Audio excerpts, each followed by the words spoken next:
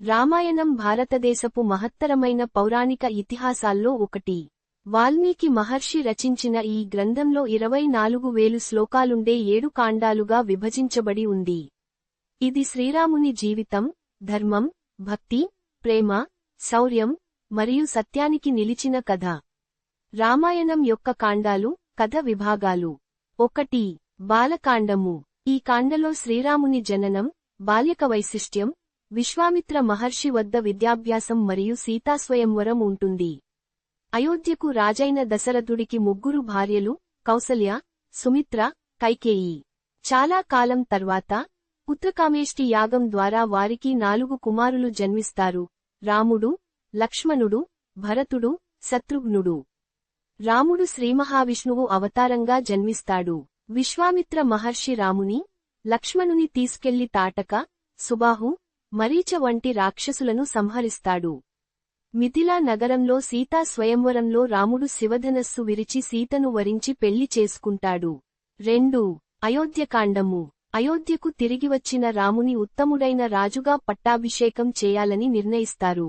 కైకేయి, మంత్రిని మంతర దురాశల వల్ల రామునిని 14 సంవత్సరాల వనవాసానికి పంపించి తన కుమారుడు భరతుని రాజుగా చేయమంటుంది.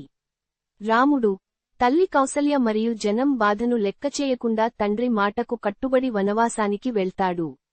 లక్ష్మణుడు మరియు సీత కూడా ఆయనతో పాటు వనవాసానికి వెళ్తారు. దశరథుడు వేదనతో మరణిస్తాడు. భరతుడు అరణ్యానికి వచ్చి రాముని తిరిగి రావాలని కోరతాడు. కాని రాముడు తిరస్కరిస్తాడు. భరతుడు రాముడి పాదుకలను తీసుకెళ్లి అవే సింహాసనంపై ఉంచి తనను ఉపరాజుగా ప్రకటించుకుంటాడు. 3. అరణ్యకాండము. రాముడు, సీత, లక్ష్మణుడు అరణ్యాలలో జీవిస్తూ మునుల ఆశ్రమాలను సంరక్షిస్తారు. శూర్పణఖ అనే రాక్షసి రాముడిపై మోహపడుతుంది. ఆమెను తిరస్కరించిన రాముడు, లక్ష్మణుడు ఆమె ముక్కును కోస్తాడు. శూర్పణఖ తన అన్న రావణునికి వెళ్తుంది. కాపురాన్ని ధ్వంసం చేయాలనే ఉద్దేశంతో రావణుడు మాయామృగ రూపంలో మరీచుని పంపించి సీతను ఎత్తుకెళ్తాడు. జటాయువు అనే పక్షి ఆమెను రక్షించేందుకు యత్నించి రావణ చేతిలో ప్రాణాలు కోల్పోతాడు. రాముడు సీతను వెతుకుతూ హనుమంతుడిని కలుసుకుంటాడు. 4.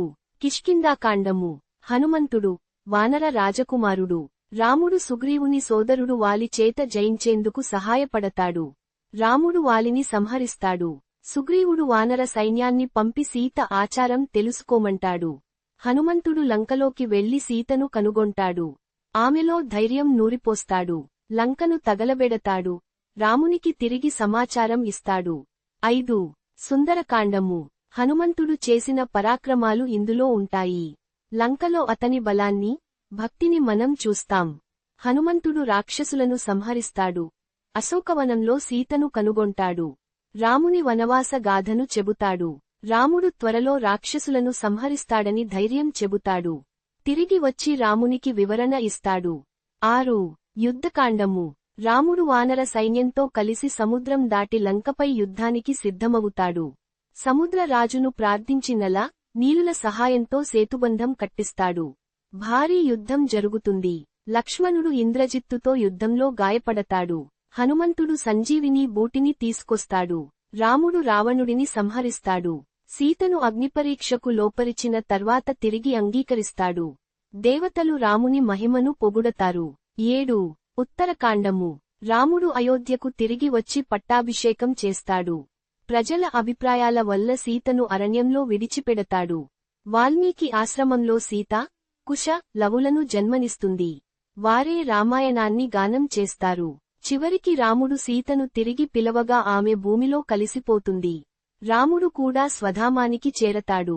సారాంశం. రామాయణం ఒక ధర్మ, న్యాయం, భక్తి, శ్రద్ధను చూపే అద్భుతమైన గ్రంథం. ఇందులోని పాత్రలు మనకు జీవితంలో ఎన్నో మౌలిక విలువలను నేర్పిస్తాయి.